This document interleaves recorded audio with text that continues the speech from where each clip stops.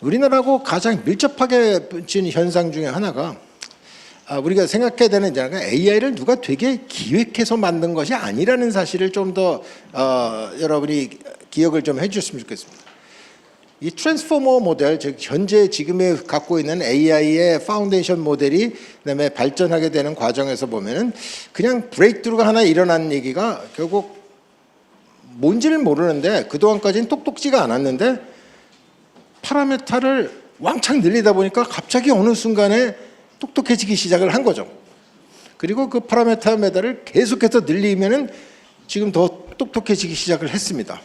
그리고 그 똑똑이라는 얘기 안에는 문제가 뭐냐면 얼마만큼의 과거 혹은 우리의 생활을 알고 있느냐, 즉 난리지인데요. 솔직히 이 난리지를 담는 방법이 기억입니다. 저희도 그렇지 않습니까? 뭐 학문을 배우거나 뭐 새로운 걸 뭘 한다라는 건 결국은 그것을 배워서 머릿속에 뭔가 저장하고 집어넣고 있다는 사실이죠. 그 경험을 하게 되면 뭔가 기억을 통했으니까 나는 그만큼 경험을 통해서 얻었던 이 체화된 지식들을 머릿속에 어딘가 기억하고 있으니까 비슷한 일이나 새로운 일이 일어난다 하더라도 그 기억을 갖고 대처를 할 수 있다는 얘기죠. 이것을 저희가 이제 지능이라고 부르게 되는데 이 지능이 생기는 많은 이유 중에 하나라는 게 메모리였습니다. 즉 머릿속에 들어가 있는 기억이죠. 근데 컴퓨터는 어떻게 기억을 하냐? 그 기억에 가장 들어간 거의 모든 프로그램을 집어넣는 건 다 메모리 칩 안에다 집어넣습니다. 그러다 보니 AI 시대가 생겨서 시간이 흐르면 흐를수록 무슨 일이 생기느냐? 결국은 기억을 많이 해야 똑똑해지는 상황이 생기는 거고 기억을 많이 갖고 있는 모델이나 그 AI가 다른 것보다 더 똑똑해지고 더 정답에 가까운 얘기들을 더 많이 낼 수 있다는 얘기가 이게 됩니다. 그러니까 결국 시간이 흐르면서 또 그냥 이 세상에 있는 지식을 그냥 습득하는 게 아니라 그 퍼스널 지식을 습득하는 거죠. 즉 여러분의 에이전트, 여러분의 비서를 하나 만들어내니까 그 비서가 여러분하고 계속 얘기를 하는데 비서를 첫날 쓰면은 비서가 그렇게 똑똑할 리가 별로 없지 않습니까? 그러니까 우리가 뭔가를 많이 가르쳐줘야 되는 건 마찬가지죠. 하지만 10년 된 비서는 이제 여러분이 10년 동안 무슨 일을 어떻게 했고 하다 보니 명령어 하나만 줘도 알아서 척척 일을 하는 게 유능한 비서가 되는 상황이 되는 거죠. 그러니까 똑같이 지금에 보면 AI도 기억을 얼마나 갖게 만들 것이냐라고 기억을 얼마나 저장할 것이냐에 이제 문제가 갑자기 다가왔습니다. 근데 기억을 저장하는 비용이 이제 돈이 많이 듭니다. 근데 지금의 AI는 이제 계산을 얼마나 잘하느냐, 즉 연산을 얼마나 잘해서 스피드 있게 답을 내놓느냐도 상당히 중요한 그동안의 관건이었지만 이제 시간이 흐를수록 뭐가 들어가냐면 얼마만큼 많은 기억을 AI가 갖고 있게 만들겠느냐. 근데 그 AI 기억을 갖고 있겠다는 게 결국 어찌 보면 돈입니다. 엄청나게 많은 돈을 써야지만은 얘가 기억을 계속해서 버리질 않고 갖게 만드는 거죠.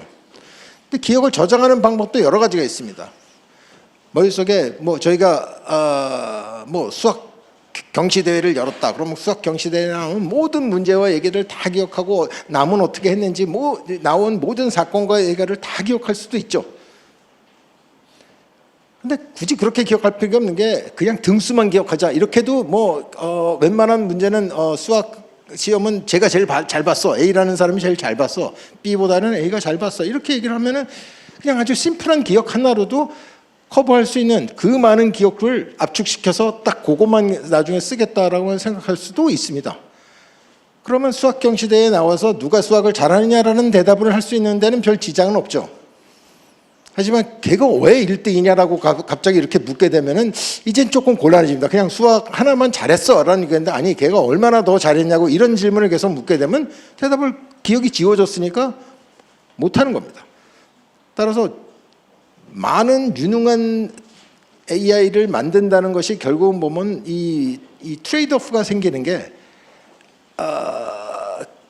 쓸데없는 기억을 너무 많이 집어넣으면 돈이 많이 드는 상황이 되고 인피션트해지는 이 문제와 그다음에 가능한 한 기억을 제대로 많이 집어넣으면 집어넣을수록 나중에 다른 사건에 잘 대처할 수 있다. 이 문제가 두 가지가 이제 지금 보면 인텔리전스라는 문제 비교하면 이제 얼마나 똑똑하냐, 얼마나 일을 잘하느냐에 이제 이 관건이 됩니다. 이 모든 게 결국은 지금 메모리 문제로 다가왔고, 최근에 그러다 보니 메모리를 기하급수적으로 많이 쓰게 되죠. 많이 쓰게 되니까 솔직히 삼성전자와 저희가 지금 하이닉스가 돈을 많이 버는 이런 상황으로 갑자기 들어왔고, 이 문제가 갑자기 대한민국 성장 문제로 들어왔고 또 더더군다나 AI가 발전해서 계속 이 컴퓨팅 파워를 늘려야 되니까 이 늘리는 얘기가 전부 전기를 많이 써야 되는 얘기로, 에너지를 집어넣어야 이게 도는 거니까 에너지를 많이 들어가게 돼서 에너지 쪽에 들어와 있던 기업들도 상당히 많이 주식값이 오르고 이익이 많이 생기는 이 과정이 됩니다. 저는 이 현상들을 이제 바틀렉이라고 부르는데요. 그러니까 AI가 발전하면서 바틀렉이 어디에 생길 것이냐, 그리고 그 바틀렉에 도대체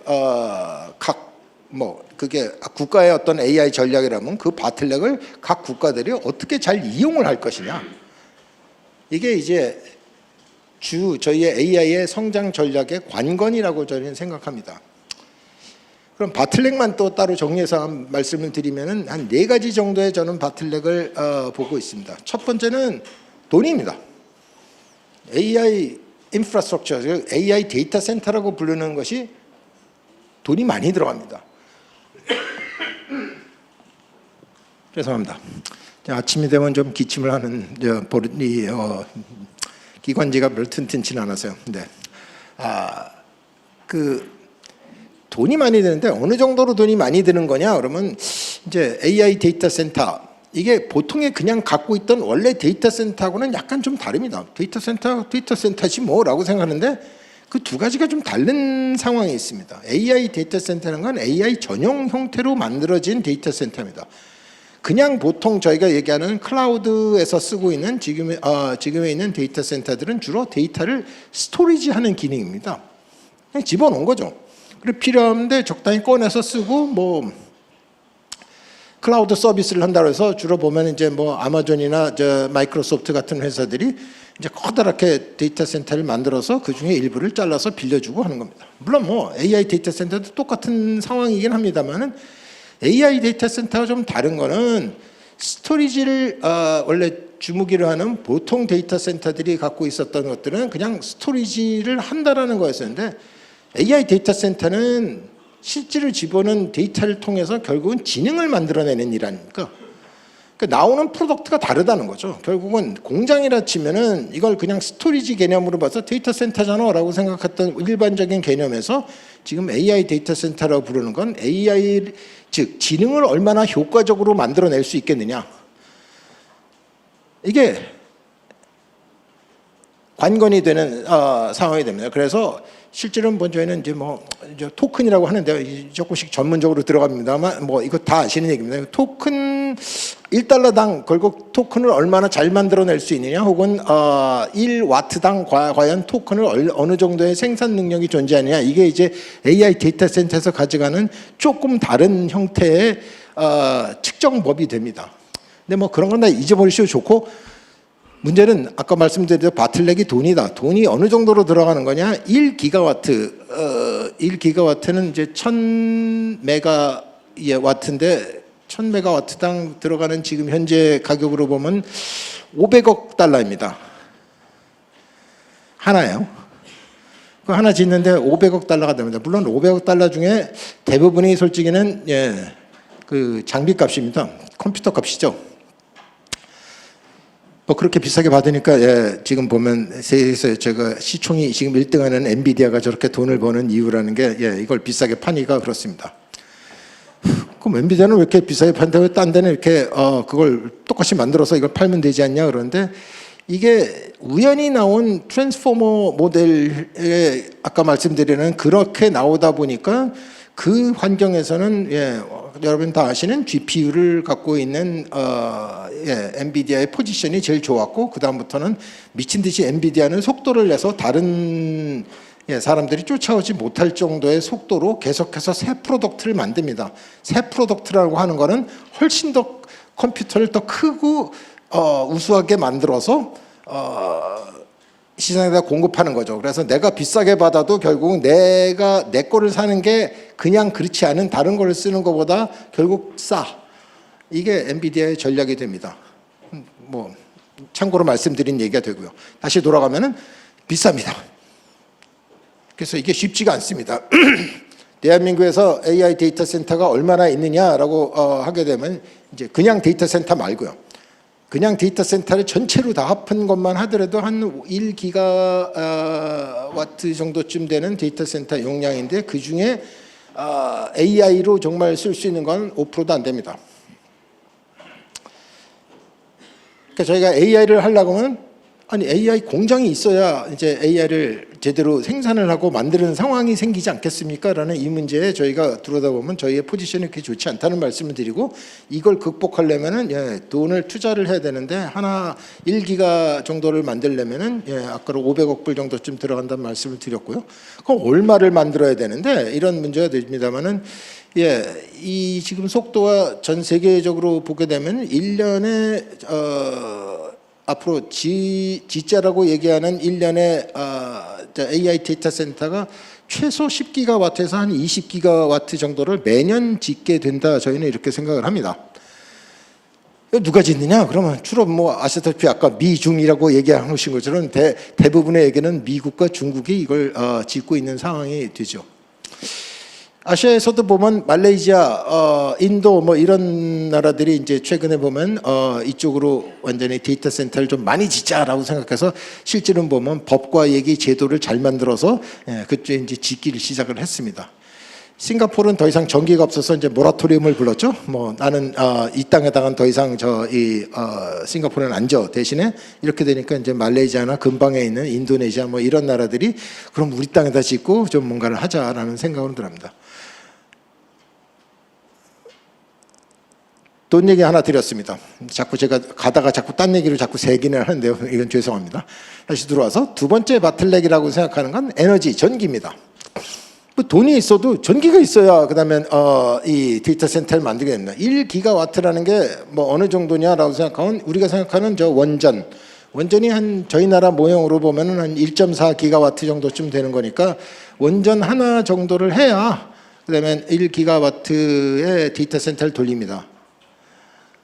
그게 1대1로 딱 매칭이 안 되는 이유라는 게 이제 전기를 줘도 뭐 주변에 딴 거를 써야 되는 거와 이니피션트하게 쓸 수밖에 없기 때문에 저희가 뭐 PUE라고 부르는 얘기라고 보면은 이제 전기를 얼마만큼 잘 쓰느냐 데이터 센터당라고 부르게 되면은 실제로 보면은 한 1.3, 1.2 정도 씁니다. 그러니까 그 정도 전기가 여유분이 있어야지만 한 20%, 30%의 여유분이 있어야지만은 안정적으로 데이터 센터를 계속 돌릴 수 있다는 얘기가 됩니다.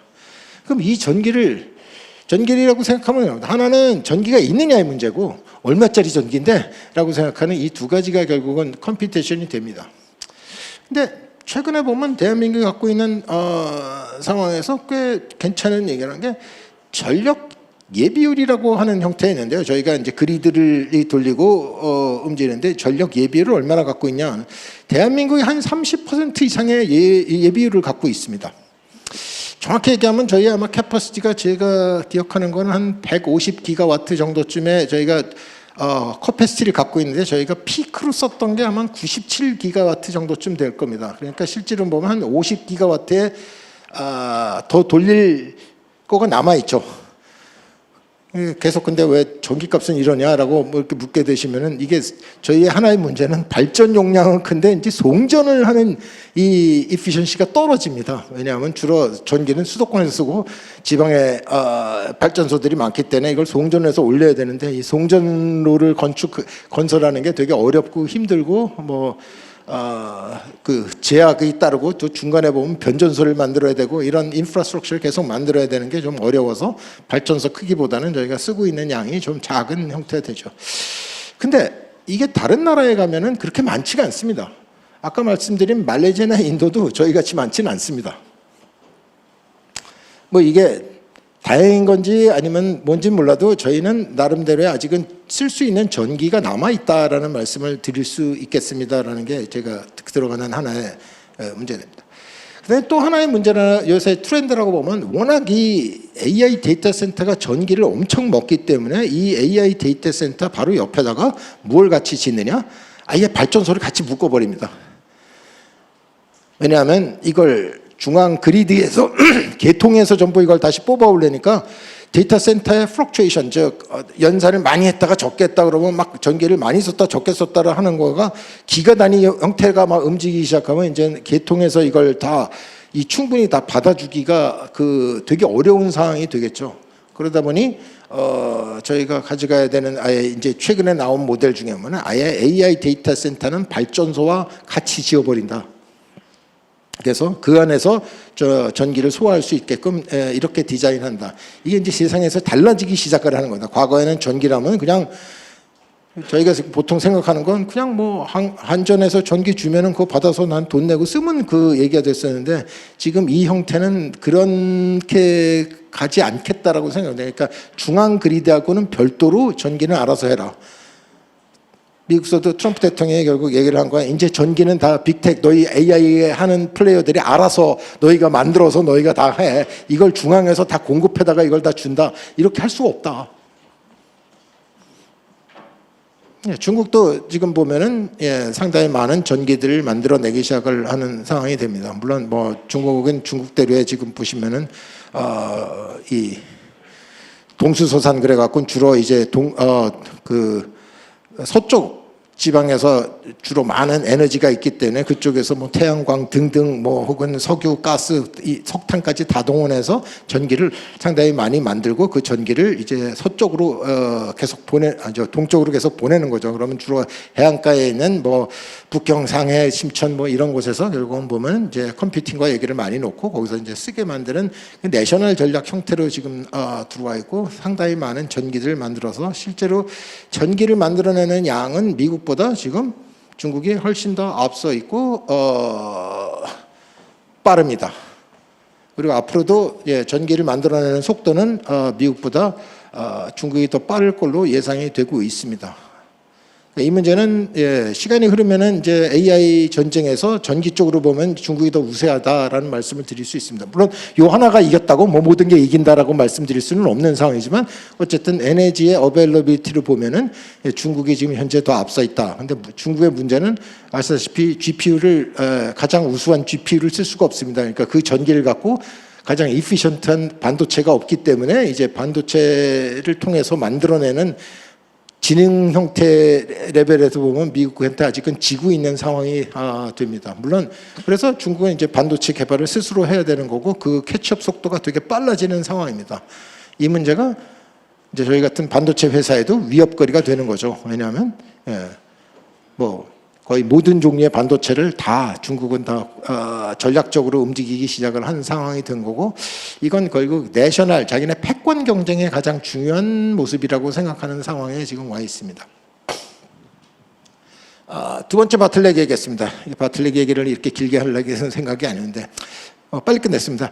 세 번째 바틀렉은 GPU였습니다. 근데 GPU는 다 아시다시피 아까처럼 이제 엔비디아가 상당히 많이 독점 형태가 돼 있고 하지만 이제 챌린지가 많이 돼서 뭐 구글의 TPU라든가 이제 새로운 종류의 뭐 PU죠. XPU라고 불리는 어떠한 종류의 PU 프로세스 유닛을 계속 이거 만들어서 시장에다 이제 내놓고 있습니다. 물론 현재까지를 보면 아직도 저희가 비교해 보면 엔비디아 칩만큼 성능은 안 나옵니다. 하지만 값이 좀 싼 게 있고, 네, 현재 AI 시장이라는 게 이제 여태까지는 주로 트레이닝, 훈련 시장이었는데 이제 인퍼런싱, 추론 시장으로 바뀌고 있는 상황이 되다 보니 추론해서 쓸 수 있다라고 생각하는 건 어떤 추론을 하느냐가 중요해졌고 그래서 어느 한 시스템, 엔비디아가 만든 한 시스템 갖고 거의 모든 걸 다 쓸 수 있다. 이 상황이 이제 이 시대가 좀 지나가기 시작을 합니다.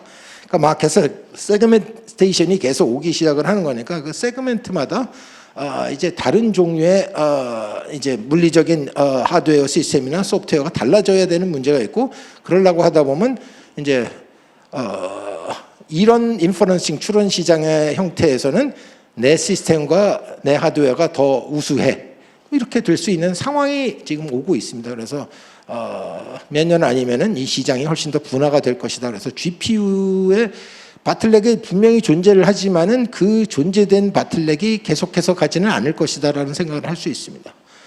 네 번째 마직 배터리가 메모리입니다. 메모리는 아까 말씀드렸지만 메모리 칩이 왜 문제냐라는 걸 말씀을 드렸죠. 그러면 기억을 많이 해야 된다. 이걸 뭐 AI에서는 이제 키밸류 캐싱이라고 그러는데 계산을 해서 뭔가를 연산을 했고 질문에 대한 대답을 해야 되는데 내가 어느 정도의 그 메모리를 저장되어 있는 메모리 중에서 내가 프로세스에 필요한 거를 얼마나 끌어올 거냐. 즉 여러분이 뭐 어떤 문제를 하나 받으셨을 때 머릿속에 들고 있는 기억과 지식을 어느 레벨 거를 어디서 끄집어 올 것이냐. 이게 거의 관건이 되듯이 그게 얼마를 끌고 올 능력이 되는 거가 이제 전부 연산 즉 각 모델의 지능 차이, 퍼포먼스의 차이가 되는데 이 차이에 아까처럼 제대로 하기 위해선 메모리를 계속 늘릴 수밖에 도리가 없습니다. 내게 부족하면 모델 자체가 내게 져버리는 거니까 돈이 많이 들더라도 되게 중요합니다. 그래서 여기서 다시 하나 또 HBM이라는 말씀을 좀 드리고 싶은 건 왜 HBM이 이렇게 난리를 떤 거냐, 왜 이렇게 된 거냐라는데 이 연산 바로 옆에 붙이는 게 HBM입니다. 즉 뭐냐면은 내가 무슨 문제를 받았을 때 즉각적으로 내가 하고 있었던 들고서 쓸 수 있는 기억을 가장 바로 옆에다 놓는 거죠. 그래야 속도도 가져올 수 있는 코스트도 가장 좋으니까 바로 옆에다가 붙인 겁니다. 즉 GPU라고 만든 하나의 그 칩 옆에 요새 보면 한 8개의 HBM을 같이 붙여서 아예 하나의 칩으로 만듭니다. 이렇게 안 하면은 이 속도가 떨어져서 이제 모델 경쟁에서 질 수밖에 없는 상황이 되는 거니까 이렇게 만든 칩들을 저희가 보면은 이제 AI 엑셀러레이터 형태라고 생각을 하고 그 AI 엑셀러레이터 전반의 칩들을 아주 커다란 칩들을 만들어서 이제 시장에다 공급하는 상황이 됩니다. 그러니까 결국 보면 내가 써야 되는 아주 중요한 메모리는 HBM이라고 생각하는 걸 바로 옆에다가 붙여놨기 때문에 이 HBM이 안 쓰게 되면은 이제 내 성능이 또 AI의 성능이 떨어지기 때문에 할 수 없이 이 비싸도 HBM을 쓸 수밖에 없는 상황이 돌아온 거고, 솔직히 이런 HBM을 만들 수 있는 공급할 수 있는 회사라는 게 전 세계에 딱 3개밖에 없다는 상황이 됩니다. 물론 중국 빼고요. 그러다 보니 그냥 이 HBM이 상당히 AI에는 중요한 형태가 됩니다. 근데 그 HBM만 중요하게 되느냐? 꼭 그렇지도 않습니다. 요새는 이제 하도 기억을 시켜야 되는 얘기가 하도 많다 보니까 HBM에다 모든 기억을 다 집어넣을 수가 없습니다. 비싸기도 하고 리미트가 있기 때문에 그 기억에 대한 하이 밴드위스지만 어쨌든 그 안에 들어갈 수 있는 메모리 저장을 보다 훨씬 더 많은 걸 기억하게 될 때 일부는 빼다가 다른 칩으로 옮겨 놓습니다. 그게 이제 보통의 D램에다가 이제 이것들을 옮겨 놓고요. 그 D램에도 이게 넘쳐나면은 그 밑에 이제 스토리지라고 부를 수 있는 저희를 보면 이제 NAND죠. SSD라고 부르는 솔리드 스테이트 드라이브에다가 이걸 집어넣습니다. 여러분 핸드폰에 들어가 있어서 그 안에서 기억을 해주는 그게 이제 솔리드 스테이트 드라이브인데요. 이 안에다 집어넣는 상황이 생겨요. 이것도 모자라면 이제 하드디스크에다 집어넣습니다. 근데 이 문제는 뭐냐면 이걸 기억을 꺼내오는데 돈도 들고 스피드가 엄청 이 밑으로 내려갈수록 더 많이 됩니다. 그러니까 뭔가 질문을 했는데 시간이 엄청 이제 기억을 끄집어내오는데 시간이 한참 걸리는 거죠. 뭐 쉽게 얘기하면 여러분이 뭔가 기억을 하고 내가 알았던 것 같은데 기억이 안 나지 않습니까? 그러니까 그걸 생각하라고 끙끙거리시면은 한 30분 정도쯤 시간이 있다가 뒤에 가서 나 그래 그게 뭐였어라고 이제 찾아내는 것과 비슷하게 컴퓨터도 이제 어딘가는 감춰놨던 건데 그걸 끄집어서 갖고 오려니까 시간도 걸리고 그게 거기 있는지 자체를 찾아야 되는 문제들이 항상 들어갑니다. 그래서 그 기억을 갖고 오는 그러니까 결국 아까도 계속 만나는 대로 이 메모리를 어떻게 효율적으로 쓰느냐에 따라서 AI의 경쟁력이 거의 결정이 된다. 뭐 이런 말씀을 계속 드립니다. 그래서 메모리 바틀렉이 이 안에는 존재를 한다. 그래서 메모리를 내가 사고 싶어도 아예 줄 수 없는 상황이 지금 계속 벌어지고 있습니다. 현재 상황은 좀 하도 AI 쪽에서 쓰는 메모리들이 폭증을 했기 때문에 원래 D램이라고 생각하는 저희의 그 메모리 칩들은 뭐 냉장고에도 들어가고 TV에도 들어가고 스마트폰에도 들어가고 PC 컴퓨터에도 다 들어갔던 얘기인데 솔직히 그쪽에 줄 수 있는 물량이 거의 없어질 정도로 지금 상황이 좀 되게 달라집니다. 그래서 현재로선 보면 이제 저도 상당히 이제 뭐랄까요, 이렇게 저를 못 살게 구는 사람이 많아지는 요새 상황에서 보면 자동차에서부터 어디 누군가 만나기만 하면은 메모리를 달라 이제 그 얘기를 하게 되는데, 예, 저희도 줄 수 있었으면 참 좋겠습니다. 근데 문제는 저희의 생산량은 정해져 있고, 예, 원하는 수요는 늘어나고 있기 때문에 현재로서는 상당히 지금 뭐, 예, 공급 부족에 시달리고 있는 상황이 되고요. 그 공급 부족이, 예, 어찌 보면 저한테는 즐거운 얘기죠. 야, 돈을 많이 버니까 좋지 않냐라는 얘기도 드리는데, 이게 그렇게 영원히 갈 수 있는 상황은 아니기 때문에 저희가 가능하면 공급을 빨리 늘려줘야지만 되는 문제가 있습니다. 이건 어떤 문제를 갖게 되냐면, 이게 너무 비싸지고 없어지면 이제 사람들은 메모리를 안 쓸 수 있는 모든 방법을 다 연구하기 시작을 하는 거고, 그러다 보면 저희의 메모리 칩이, 예, 이제 보면 아무래도 뭐 필요 없기야 하겠습니까만 어쨌든 덜 쓰게 될 수 있는 상황을 계속해서 만드는 거니까 저희가 필요한 만큼의 공급을 많이 해줘야 되는 상황에 있다. 근데 또 답답한 건 이 공급이 이렇게 늘리는 게 쉽지가 않습니다. 이것도 다 전기도 들어가야 되고 땅도 들어가야 되고 물도 들어가야 되는 이 상당히 많은 리소스가 저희가 있어야지만은 이 공급량을 늘릴 수 있는데, 또 그런 게 다 있다 하더라도 이 장비 회사들이 장비는 제때 주느냐, 또 이 문제도 있습니다. 그래서 이게 늘려나가는 문제가 쉽지는 않습니다만 저희가 이제 현재를 보면 최대한 이제 저희가 공급량을 늘리도록 하고 있는 거예요. 저희뿐만 아니라 삼성에서도 많은 속도를 내서 지금도 보면 이제 저희의 공급량을 늘리도록 하는 투자와 얘기를 지속적으로 하고 있습니다. 여기까지가 제가 생각하려는 많은 AI에 대한 현상이고 그렇습니다. 그럼 앞으로는 어떤 전략을 우리가 펴야 되느냐, 이것만 간단하게 정리하고 AI를 끝내도록 하겠습니다. 끝나는 게 아니구나. 그 다음 문제로 넘어가는구나. AI의 저희의 대한민국의 이제 전략, 저희가 무슨 이제 3강 뭐 이런 전략과 얘기를 갖다 캐치프레이스로 냈지만은 과연 그러면 어떻게 하면 저희가 AI를 제대로 잘 할 수 있을까라고 생각을 하면은 첫 번째 저희의 문제를 보면 어쨌든 AI를 생산할 수 있는 능력이 존재를 해야 이게 말이 됩니다. 뭐 그래야 저희가 뭔가를 생산하고 그 생산한 거를 이제 수출을 하거나 뭐 다른 데를 쓰게 만들거나 뭐 이런 걸로 통해서 AI를 통해서 저희가 이제 드디어 산업화를 해야 되는 문제들이 부딪히는데, 그 산업화에게 첫 번째 게 인프라스트럭처였습니다. 아까 말씀대로 AI 데이터 센터를 얼마나 많이 잘 만들 수 있겠느냐, 이게 저희로 보면 상당히 관건이다 이런 말씀을 드리고요. 실제로 보면 저희는 아까도 말씀드렸지만 현재로 보면 대단한 AI 데이터 센터를 갖고 있지 않습니다. 작년에 저희 회사가 뭐 100메가와트 정도쯤을 이제 아마존하고 같이 짓기로 울산에다가 이제 해서 들어가고 있습니다. 근데 그걸 조금 더 늘려서 저희는 지금 한 900메가와트 정도를 더 추가를 해서 한 1기가와트까지 가보자라고 생각을 해서 하고는 있는데요. 이걸로 충분하냐? 전 그렇게 생각하지 않습니다. 이거보다 훨씬 더 아주 진짜 더 큰 계획들이 계속 필요로 하다. 얼마만큼이냐? 그건 솔직히 정확하게 저도 계산할 수는 없습니다.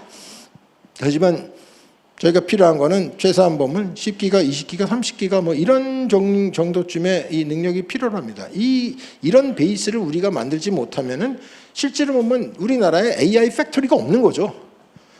그럼 공장이 없는데 AI를 뭘 만들어내는다라는 거가 아주 글쎄요, 뭐 남의 공장 가서 빌려서 그거 써다가 거기서 프로덕트를 만들자, 뭐 이 상황이 될 수는 있겠습니다만, 그건 이제 돈도 많이 들어가고 결국 보면 우리가 달러를 지불해서 결국 딴 데 가서 다른 인프라스트럭처를 써서 뭔가를 만들어낸다. 그럼 그거는 과연 경쟁력 있게 잘 팔릴 거냐? 뭐 이런 모든 도전 과제가 있기 때문에 딴 거로 가서 이걸 다른 인프라스트럭처를 써다가 이걸 만드는 것도 그렇게 쉬워 보이지만은 않습니다라는 게 그렇습니다. 그러면 아예 저희가 전략을 펼치려면 일단은 과감하게 인프라스트럭처에 투자를 해야 된다. 그게 과거에 저희가 뭐 중화학고업을 만들고 뭐 인터넷 초고속 통신망을 만들고 이랬던 것들이 결국 지금에 다 보시면은 다 인프라스트럭처를 미리 투자를 해놨기 때문에 실제로 그 인프라 위에다가 올리는 엑스트라로 뭔가를 올려놓는 활동은 경제적으로 이제 말이 되고, 그럼 많은 경제 참여자가 그 인프라스트럭처 위에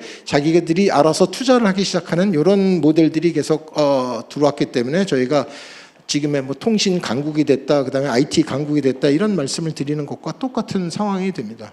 망이 없으면은 인프라스트럭처가 없으면은 이 일들이 잘 안 되는데 저희는 AI 데이터 센터 그 인프라스트럭처가 좀 더 필요로 하다. 이 말씀을 첫 번에 드리는 거고, 그럼 그것만 만들었다고 되는 거냐? 아닙니다. 그걸 만든다고 해서 뭐 우리가 당장 크게 1기가와트를 만든다라고 얘기해도 1기가와트를 대한민국에서 소화도 잘 못합니다. 당장은 뭐 그렇게 쓸 일이 별로 아직 그럴 건을 못 만들어낸 거죠. 아니 없는 건 아닙니다. 그러니까 만들어야 하는데 이제 처음에 이제 모터를 통해서 엔진을 돌려야 되는 이 상황이 지금 저희가 필요로 한데, 누군가는 모터를 계속 돌려줘야 그다음에 이제 드디어 시동이 걸리고, 시동이 걸리면 이제 엔진이 돌기 시작하는, 선순환 엔진이 돌기 시작하는 상황이 벌어질 거다. 이걸 만들기 위해서 저희는 가능한 한 이제 여러 가지를 해야 됩니다. 그 중에 이제 한 몇 가지만 소개드리면, 일단 공공의 수요를 모아야 됩니다. 공공에서 도대체 AI적으로 필요한 일이 뭐냐? 그럼 AI를 실제로 하게 되면 저희가 계산을 해야 되는데, 저희가 AI 갖고 뭐 국민 건강이라든가 그게 뭐 무슨 주민 행정에 관련된 서비스나 혹은 국민 한 사람 한 사람에 전부 어떤 종류의 에이전트를 전부 붙이겠다. 그래서 나라가 무엇인가 프로그램을 하거나 또 데이터를 또 가져오거나 하는 모든 이 오고 가고 하는 이 얘기를 훨씬 AI적으로, 그다음에는 디지털화를 통해서 결국 보면 코스트를 낮추겠다. 이 중간에 들어가는 그 트랜잭션 비용이 상당히 크기 때문에 솔직히 이걸 빨리 내리기 시작하면은 훨씬 더 빠른 속도로 저희가 행정과 서비스를 개선을 하고 돈도 절약할 수 있는 상황이 벌어진다. 그러니까 뭐 이런 것들을 계산하게 되면은 도대체 이 얘기를 얼마나 빨리 누가 만들어서 할 것이냐. 근데 이게 저희가 갖고 있는 많은 법이나 얘기라는 게 지금 AI 시대에서 보면은 이 스피드가 떨어집니다. 저희가 갖고 있는 뭐 공공 입찰을 해야 된다, 뭐 등등 여러 가지 상황을 다 해서 이걸 그렇게 들어가기 시작하면은 나중에 보면 속도가 떨어져서 다 만들었는데 뭐 별 효용이 없는 상황으로 갈 상황이 되게 있는 거죠. 그러니까 저희가 뭔가 새로운 사업을 AI적으로 만들기 위해서는 공공의 수요나 정부가 필요한 이 얘기들을 끌어모아서 가장 빠른 형태로 뭔가 일감들을 주시고 그걸 놓게 되면은 실제로 보면은 그 프라이빗 섹터에서도 수요가 생기니까 이젠 자기도 투자하고 자기 내부의 AI도 만들면서 이제 보면 공공의 수요를 바탕으로 통해서 이제 AI를 내부 발전화를 시킬 수 있는 상황이 됩니다. 그렇게 되면 저희가 AI 네이티브 국가 형태로 움직이는데도 상당히 빠르게 움직일 수 있다고 생각합니다. 그게 기본적으로 제가 갖는 AI 전략입니다. 인프라스트럭처를 만들고 그다음에 수요를 모아서 그 위에 빨리 어플리케이션을 만들어서 대한민국이 AI의 이니셔티브를 가져간다. 아직 이 레벨까지 많은 국가들이 오지 못했습니다. 그러니까 우리가 늦는 거 아니냐라고 하지만 아직은 안 늦었다고 생각하고 이걸 빨리 하게 되면은 저희가 이걸 가능하다. 저희가 먼저 만들게 되면 실제로 이런 모델을 저희가 이런 서비스나 모델을 이제 해외로 수출할 수 있는 상황이 생긴다. 이걸 뭐 속칭 소버린 AI라고 얘기할 수도 있다고 저희는 생각을 합니다. 이 소버린 AI의 어떤 부분, 그걸 뭐 통째로 만들어서 누가 다 통째로 사갈 거냐라는 건 저도 잘 모르겠습니다만은. 저희가 만드는 헬스케어 시스템이라든가 뭐 일부의 어떤 얘기, 사회의 어떤 종류의 시스템이라고 생각하는 것들은 저희가 받아서 이것들을 이 서드월드에는 충분히 팔 수 있는 상황이 될 것입니다라고 말씀드릴 수 있고요. 그리고 이 형태를 통해서 저희의 대한민국의 성장 모델 자체가 바뀔 필요성이 있습니다. 그 얘기는 뭐냐면 더 이상 저희가 상품을 만들어서 수출하는 게 아니라 이젠 지능을 만들어서 수출하는 형태로 저희가 바뀌는 게 AI 시대에 저희의 서바이브가 되는 상황이 됩니다라는 거죠. 무엇을 만들 거냐라고 생각하고 어떻게 팔 거냐라는 얘기 안에 저희가 결국 보면은 AI를 만들어서 팔아야 되는 그 경쟁 시대에 들어왔다라는 걸 말씀드리는 거고, 저희도 그렇게 되다 보니까 아예 내셔널 전략으로 AI의 프로덕트를 얼마나 빨리 만들어서 결국은 이거를 남한테 수출할 수 있는 상황으로 만들겠느냐. 이거 먼저 스케일로 장악하게 되면 한 번 장악된 스케일러비티는 이게 쉽게 놓아지지 않습니다. 왜냐하면 그걸 또 처음부터 다시 만들려고 하는 어떤 사람의 시도라는 게 비용과 얘기가 많이 들어가기 때문에 그렇게는 접근을 잘 안 하거든요. 그러면 저희가 엔비디아 전략과 비슷합니다. 저희가 빠른 스피드로 계속 새로운 걸 많이 업그레이드를 해나가면은 다른 사람이 그걸 내가 따로 만들 거야. 이게 안 되는 거죠. 마이크로소프트도 똑같이 칩도 만들고 모든 걸 다 만들지면서 하고 있습니다만 지금 좀 어려운 상황에 계속 빠지는 건 자기들이 만드는 속도보다는 엔비디아가 만드는 속도가 더 빠르기 때문에 그렇습니다. 저희도 그러니까 엔비디아 전략을 우선 카피를 해야 된다. 그래서 AI 전략에서 저희가 가져야 되는 크게 세 가지 제목을 말씀을 드리면 하나는 스피드입니다. 이 완벽한 걸 만들고 제도를 기가 막히게 해서 어떻게 더 들어간다 이럴 시간이 아닙니다. 뭔가를 만들어서 그 다음에 계속 내놔야 되는 상황에 들어간다. 불완전해도 상관은 없다. 무언가 빨리 만들어서 사람들을 끌어당기는 게 되게 중요한 하나의 AI에선 전략적으로 보면 스피드가 필요하다. 두 번째는 스케일입니다. 뭐 그 스피드를 만들어서 들어가는데 이게 너무 작으면은 이게 별 소용이 없습니다. 그래서 세 번째로 두 번째로 들어간 건 어느 정도의 스케일이 필요하다. 그 스케일이 얼마만큼이냐, 뭐 어느 스피드로 가느냐 똑같이 얼마만큼의 스케일이냐는 알아서 우리가 찾아야 되는 얘기긴 합니다만은 최소한의 스케일은 존재한다. 그러니까 지금도 보면 데이터 센터 인프라스트럭처를 만든다 그러면 기가와트 단위에 최소한 보면 뭐 10기가고 20기가고 이걸 타겟으로 놓고 이걸 이렇게 만들어서 가겠다라는 발표와 전략과 얘기들이 같이 있어야 이 땅에도 드디어 AI 인프라스트럭처를 만드는 인더스트리와 시장이 형성이 되고 이렇게 되면은 많은 기업이나 민간의 참여자 혹은 대한민국에 있는 참여자뿐만 아니라 외국에서도 다 날라와서 이 시장을 같이 자기도 참여를 하고 싶어서 이게 쫓아오겠죠. 그게 어찌 보면은 저희 대한민국이 가져야 되는 하나의 새로운 전략이라 봅니다. 세 번째 얘기로 돌아왔는데요. 아까 말씀드렸듯이 이게 세이프티 문제가 있습니다.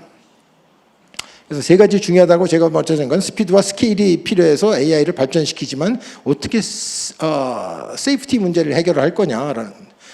오늘 이제 세이프티 문제로 넘어가겠습니다. 이제 주제가 AI에서 약간 조금 다른 건데는 AI가 가져올 폐해에 대한 얘기를 어떻게 예방을 할 수 있겠습니까? 하고 저희가 생각할 수 있는 거거든요. 제가 생각하는 얘기입니다. 이것만 해야 된다고 말씀드리는 거 아닙니다. 이건 제가 생각하는 해법입니다라는 건 다시 전제를 하나 깔고요. 얘기를 다른 데로 돌리겠습니다. 시간이 많지 않기 때문에 빨리 돌려서 하다 보면 제가 이 생각을 하는 건 저희의 자본주의에 대한 문제입니다.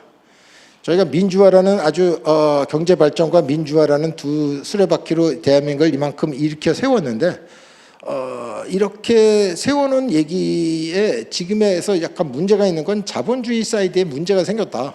문제가 생긴 이유는 뭐냐 하면은 성장이 둔화가 되기 때문에 실제로 자본주의를 갖고 있는 자본주의의 efficiency가 지금은 계속 동력이 떨어지고 있습니다. 그만큼 리턴과 얘기 잘 안 나옵니다는 거죠. 그러다 보니까 저희 나라의 경제 발전이 쉽지가 않는 상황으로 지금 내려갑니다. 여기에 이제 AI 쇼크가 이제 계속 옵니다. 이 지오폴리틱스 쇼크 뭐 전쟁도 있었고 뭐 다 있는데 이 중에 또 하나의 쇼크라는 게 그 AI가 몰고 올 임팩은 아주 오래가는 전쟁이나 다른 지오폴리틱스는 그래도 뭐 한 1년쯤 지나면 또 뭐 다른 상황으로 바뀌어 있고 뭐 이런데 아마 AI가 갖고 올 충격은 한 10년 내내 저희를 못 살게 굴 상황으로 보입니다.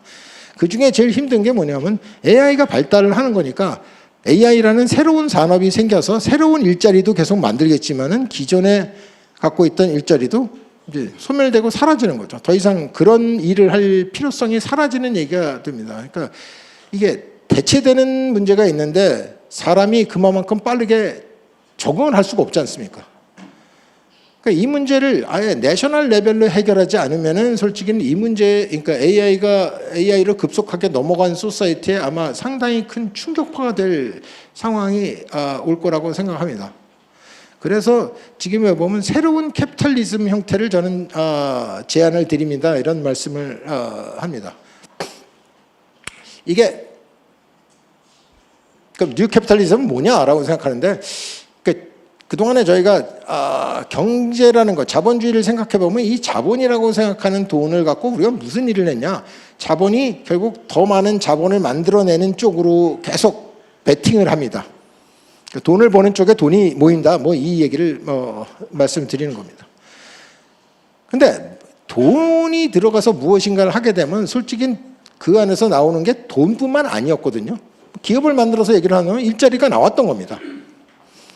그래서 기업에서는 계속 일자리를 더 많이 만들어세요라는 얘기를 계속 하지만은 결국엔 기업이 머릿속에 생각하는 건 아니야, 나는 돈이 먼저야. 일단 돈이 벌려야 내가 뭐 잡을 더 만드는 상황이 생기잖아. 이 형태로 돌기 때문에 실제로 이 안에서는 그 머릿속에 들어가는 내가 계산하는 거는 결국 돈을 얼마 집어넣어서 인풋을 얼마나 돈을 집어넣어서 아웃풋이 얼마나 나오느냐를 돈으로만 계산하는 겁니다. 이게 여태까지 이제 자본주의였죠. 이게 되게 효율적이라고 우리는 믿었고 내셔널 이코노미도 GDP니 모든 것들이 계산이 그런 형태로 되어 있습니다. 그리고 이거 갖고 모든 걸 측정을 해둔 거죠. 그래서 이걸 되게 잘하는 거는 되게 우수한 기업, 잘한 형태가 되고 돈을 계속 잘 버는 기업, 이걸 잘 못하면 못하는데 이렇게 생각을 했지만 솔직히는 그게 딱 맞는 얘기는 아니었다. 사회 전체를 생각해서 새로운 자본주의 형태를 생각을 하시면 실제로 인풋을 집어넣어서 돈을 집어넣어서 나오는 것은 여러 가지 종류의 프로덕트였다는 거죠. 돈만 나온 게 아니라 뭐 물건 그 안에서 뭐 물론 생산품이 나와서 그게 팔아서 나중에 돈이 된 것도 있지만은 실제로는 그 안에서 생각해야 되는 건 저희는 그걸 만들기 위해서 환경을 희생을 했거나 잡을 만들어서 그다음에 어쨌든 사회에 기여를 했고 또 다른 얘기라고 생각하면 세금도 냈고요. 그래서 실제로 저희가 경제 활동을 한 것에 대한 토탈 지표를 만들지를 못한 겁니다. 그래서 이제 세상을 좀 뉴 캐피탈리즘 형태로 좀 만들어서 새 자본주의가 이제 필요할 때가 됐습니다. 그다음에 특히 AI 세상이 오면 이 문제가 되게 심각해집니다의 넘버원 얘기가 이제 저희가 생각하는 사회 가치라는 것을 만드는 이코노미, 그걸 계산하는 이코노미로 바꿔야 됩니다라는. 그래서 더 무슨 말을 드리냐? 그러면 AI로 이루어질 잡들이 되게 많습니다. 하지만 이 잡을 상쇄할 만큼은 새로운 잡을 만들어야 되는데 그 새로운 잡 중에 우리가 눈여겨서 봐야 되는 거는 뭐 기업들로 새로운 잡을 고용을 해라, 뭐 억지로 어떤 법들을 만들어서 이제 뭐 해고를 금지하라, 뭐 여러 가지를 만들어지만 그런다고 해서 이 문제가 해결되지는 않습니다라는 거죠. 아예 새로운 잡을 만들어야 되는데 그 새로운 잡의 대부분의 얘기를 한 건 소셜 사이드에 존재하고 있다. 이 소셜 사이드라고 생각하는 그 얘기는 보면 이렇습니다. 우리는 보통 착한 일이라고 부릅니다. 뭐 NGO가 하는 일이라든가 뭐 기업도 사회공헌 활동을 한다든가 뭐 이런 일을 합니다만 이거를 평가하는 방법론이 없습니다. 측정을 잘 못하는 겁니다. 착한 일이라고 얘기를 하고 있죠. 뭐 저희가 장애인을 고용을 합니다. 혹은 환경을 보호를 했습니다. 어느 게 더 중요하고 어느 게 얼마만큼의 가치가 있었던 거죠? 우리는 평가할 수 있나요? 이 평가를 하지 못하면 무슨 문제가 나냐면 리소스를 어떻게 넣어야 되는지를 알 수가 없습니다. 그런 일을 하는 거는 좋다, 뭐 이 얘기를 할 수 있지만 그 좋다라는 칭찬이 나한테 무슨 가치를 주지라고 생각해서 다시 돌리니까 칭찬해 줬으니까 좋은 거 아니야. 거기까지는 그냥 뭐랄까요? 그냥 좋은 뜻과 좋은 마음에서 돌아오는 거지만 제도화가 되어 있지가 않은 거죠. 이 제도화가 되려고 생각을 하면 여기서 가장 중요한 문제는 측정이 돼야 됩니다. 착한 일이 얼마나 착한 일이었냐, 얼마를 써서 당신이 그만큼의 착한 일을 한 그 얘기가 어떤 가치였냐, 이걸 평가하는 필요성이 필요하다. 이게 쉽지 않지 않습니까? 솔직히 제가 한 10여 년을 해왔습니다. 11년째가 됐습니다. 11년째 지금 제가 이 평가만 지금 측정, 그러니까 이걸 어떻게 측정을 하느냐를 해오고 있습니다. 그래서 평가 방법도 많이 만들었고 뭐 연구원도 만들어서 제가 이 일도 하고 있고 합니다. 그러니까 세상에 측정을 못하면 관리가 안 된다. 그러니까 관리가 안 되면은 무엇인가 그 다음에 만들 방법이 별로 없다. 이 캐피탈리즘의 이 띠오리를 쓰는데 그 얘기를 지금 보면 소셜 사이드에다가 이걸 좀 더 집어넣게 되면은 저희가 새로운 이코노미를 만들 수가 있습니다. 라는 새로운 이코노미를 만드는 방법은 아까처럼 소셜 밸류를 되게 크게 만듭니다. 그러면 현재 지금 저희가 자본주의에서 갖고 있었던 이 시스템에서 보면은 기업은 돈 많이 벌고 가서 프라이빗 섹터가 돈을 벌게 되면 세금 내라고 해서 그 세금을 정부가 가져다가 정부가 사회 문제에 나왔던 이들을 풀어나가는 게 지금의 같은 이코노미입니다. 돈을 버는 사이드는 어느 정도로 돌아간다고 생각을 한다면 이제 반대로 보면 이 사회 문제를 해결하는 게 이게 쉬운 얘기가 아니었습니다. 지금은 난이도가 더 올라가고 돈도 상당히 많이 들어갑니다. 여러분이 예산 짜줘서 정부에다 주실 때 이 보시면은 이제 맨날 왜 막 이렇게 많이 쓰냐, 전 이런 얘기가 돼서 하는데 이게 정말 이피션트하게 제대로 쓰는 거냐, 이거 체크할 방법과 이게 효율성을 따지기가 되게 어렵습니다. 어떤 거 꼭 필요하다고는 얘기를 합니다. 네, 필요하겠죠. 제가 뭐 필요하지 않다라고 말씀을 드린 건 아니지만은 여기에도 경쟁이나 혹은 새로운 종류의 측정 방법이 계속 들어가야지만은 더 이피션트하게 쓸 수가 있습니다라는 얘기가 됩니다. 뭐 저희가 복지에 쓰는 데를 얼마나 더 이피션트하게 써서 실제로는 그게 혜택이 더 적은 돈 갖고도 더 많은 혜택이 돌아가게 만들 수 있느냐. 솔직히 이게 이 상당 부분을 AI로 쓸 수도 있다고 생각하는데요. 근데 문제는 그걸 AI로 그냥 쓰게끔 만드는 게 중요한 얘기가 아니라 이렇게 이 사회 가치를 만드는 형태를 시장화를 좀 더 하실 필요가 있고 이 시장화에 참여자를 좀 더 많이 만드실 방법이 필요합니다. 근데 현재 대한민국은 어떻게 되냐면 착한 일이다 그렇게 한다 하는 거는 그런 착한 일과 사회에 좋은 일을 하게 되면 상당히 칭찬도 하고 좋다라고는 얘기하지만은 나쁘게 얘기하면 내 자녀가 그런 일을 하는 거에 대해서는 그게 직업인 형태로 들어가는 거에 대해서는 상당히 반대한다. 뭐 이런 형태를 갖고 있거든. 그 얘기는 뭐냐면 그만큼의 글로 들어가면 삶이 고달프다는 거죠. 리턴이 안 된다는 겁니다. 그러니까 실제로는 그 일을 더 많이 할 수 있도록 리턴을 주셔야 됩니다. 왜냐? 그 사람들은 정말로 사회에 필요한 일을 정말로 한 겁니다. 그러니까 한 만큼 리턴을 주셔야 됩니다. 한 만큼이라고 제가 말한 거는 측정이 돼서 이 착한 일을 한 만큼 리워드를 줘야 됩니다. 이 시스템만 작동이 되면은 실제로 보면 저희가 갖고 있는 소셜 밸류 이코노미가 갑자기 이게 떠와서 잡에 대한 얘기를 저희가 상당 크게 만들 수 있습니다. 정부가 많이 하던 그 많은 일들을 어찌 보면은 국민 스스로가 할 수 있게끔 만들고 그게 잡이 되고 국민 복지에 서로 돌아가는 걸 정부 혼자서 한다라는 얘기로 들어가는 거에서 그 돈을 걷어다가 그 돈을 쓰는 게 아니라 그만큼 돈을 걷어다가 그렇게 일을 많이 하는 사람한테 리워드를 주시는 게 차라리 좋습니다. 세금을 그 사람들한테 주십시오. 이 일을 많이 하게 정말로 된 일을. 그러면 정부는 뭐냐면 심판 보는 건 마찬가지죠. 넌 돈을 얼마나 벌었냐? 그럼 넌 돈을 많이 벌었구나. 그러면 세금을 이만큼 내라. 근데 너는 뭐를 했냐? 사회의 가치를 이만큼 만들었습니다. 너 일은 내 대신 내가 할 일은 네가 많이 해줬구나. 그럼 너 이만큼 가져가라. 이 일을 해주시는 얘기가 돌면은 이게 또 다른 형태의 이코노미를 하나 만들어내는 겁니다. 그렇게 되면 그 많은 지금의 현재에서 AI로 일어나서의 잡이 없어지는 상태만큼 이제 반대쪽으로도 잡을 만들 수 있는 상황을 같이 이걸 만드셔야지만은 지금의 AI의 쇼크를 줄이면서 저희가 AI 네이티브 국가 형태로 발전을 할 수 있는 상황으로 저희가 돌아갑니다.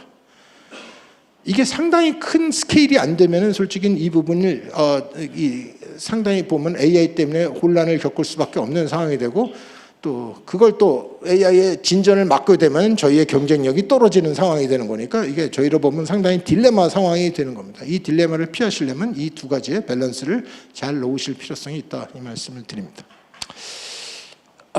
시간이 한 5분만 더 얘기하도록 하겠습니다. 세 번째 대문 넘어가는데요. 지금에 있는 걸로 지금 말한 걸로 충분히 성장이 다 가능한 거냐?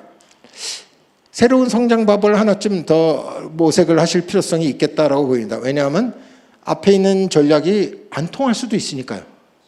제가 다 성공한다고 말씀드릴 수는 없지 않습니까? 저희만 AI 하는 거 아니고 전 세계가 뛰는데 우리가 무조건 이긴다라고 하는 가정은 저희도 보면 조금 별로 좋지 않다고 생각합니다. 그러니까 저희가 최소한 백업으로라도 저희의 다른 옵션들을 갖고 있어야 하는데 그 옵션 중에 하나를 제가 생각한 걸 말씀드리도록 하겠습니다. 새로운 설계가 필요하다. 그건 저희의 우리나라가 갖고 있던 한계를 벗어나는 일이 됩니다. 대한민국이라고 하는 지금 현재 우리의 면적과 인구와 갖고 있는 지정학적 위치와 얘기를 보시게 되면은 북쪽이 막혀 있는 대륙과는 소통이 안 되고 있는 이 섬입니다. 저희는 한반도라고 부르지만은 솔직히는 이코노미 형태로 보면은 대륙에 붙어 있는 게 아닌 거죠. 그것도 한쪽이 막혀 있는 섬, 북쪽에 없는 이 섬과 마찬가지 형태가 되어 있습니다. 이 지정학적 위치를 뭔가 이제 넘어가야 되는데 아까처럼 이제 미중의 패권 싸움은 앞으로도 계속될 것이고 수십 년을 계속 갈 거라고 생각합니다. 누가 이길 그 어떤 현상이 일어날지 우리가 예측은 잘 안 될지언정 아무튼 우리로서는 꽤 위기 형태라고 또 하나 보는 거는 지금 우리나라가 미중에 들어가는 어떠한 갈등과 얘기가 들어왔을 때 우리가 충분히 우리 스스로를 디펜드할 능력이 있을까? 얘기하면 우리도 그럴 능력이 있다. 우리도 뭐 상당히 큰 이코노미와 얘기를 갖고 있다라고 얘기를 하지만 솔직히 저희가 갖고 있는 이코노미라고 생각하는 게 중국의 한 10분의 1 정도 되고요. 미국에 보면은 거의 한 15배, 거의 20배 정도쯤 차이가 납니다. 그러니까 저희가 한 1.8 트릴리언 달러니까 1.8조 달러인가요? 이런 GDP 형태를 갖고 있는데 중국은 한 저희보다 10배는 더 큽니다. 우리가 10분의 1 정도쯤 우리보다 작은 나라를 저희는 어떻게 생각할까요? 별로 저희 생각 안 하는 거죠.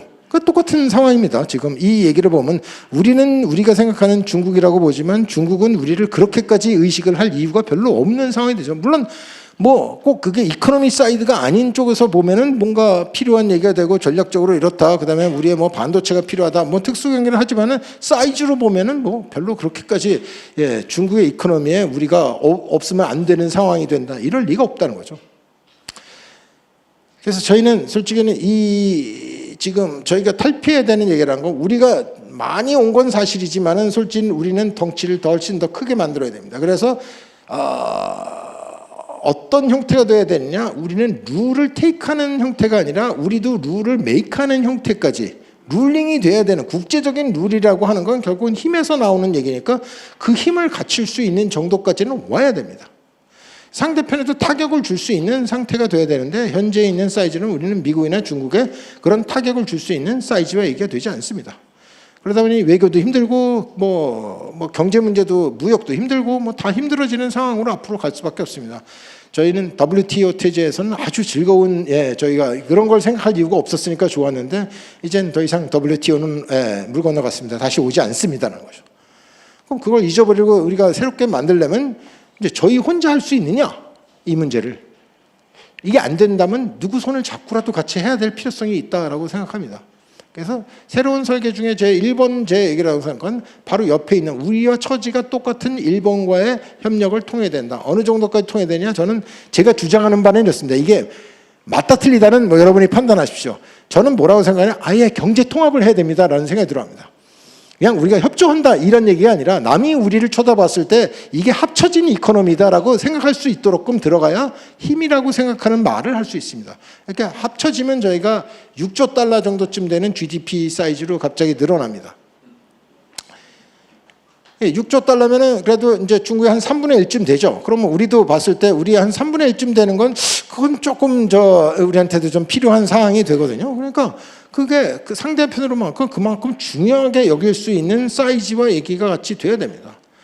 EU가 만들어지는 것과 똑같은 상황이죠. 지금도 보면 독일이나 프랑스가 처음에 되게 작아서 그랬겠습니까? 그런데 그 물론 EU를 만든 배경은 여러 가지 단계 있지만은 결국 EU를 만들어서 가장 효과적인 거는 그래도 그들은 자기의 이익과 얘기를 자기 보이스로 자기네도 최소한 미국이나 중국한테 대등한 형태로 협상도 하고 무엇인가 할 수 있는 형태가 되는데 우리는 아직 독립적으로 그 사이즈가 되지 않다라는 거 말씀을 드리는 겁니다. 이걸 하기 위해서 저희가 하나 장기적으로 생각해야 되는 거는 이런 미중과의 이제는 어떤 룰이 지배하는 게 아니라 힘이 결국 룰인 형태로 이게 돌면은 저희도 힘을 기를 수밖에 없는 거고 힘을 저희가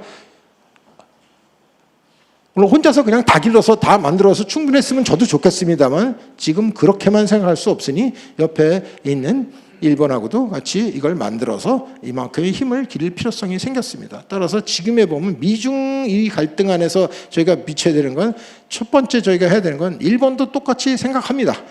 근데 더 이상 미국에만 기대해 갖고 내가 살 수 없다는 사실도 일본도 인정을 한다고 저는 봅니다. 그래서 지금 보면은 일본과의 협력, 뭐 이 경제 통합이라는 게 하루아침에 이루어지는 건 아니지 않습니까? 저도 압니다. 그걸 뭐 한꺼번에 잘 주장하지 않아요. 목표를 거기다 두고 이제 좀 더 열린 마음으로 좀 더 많은 협력과 얘기를 빠른 속도로 해야 그다음에 저희는 보면 부작용이 줄어드는 적은 형태의 통합을 해갈 수 있는 상황이 저희한테 옵니다. 이렇게 되면은 저희 보이스나 얘기라는 것도 훨씬 커지고 실제로 이 일본과의 통합을 하게 되면은 제가 그다음 모델 두 가지를 있는데 아주 이건 이건 가상적인 얘기이기 때문에 아주 간단하게 소개해드리겠습니다. 하나는 이 북쪽으로 가는 북방 모델이 있고 남방으로 가는 남방 모델이 그다음에 나오게 되는데요.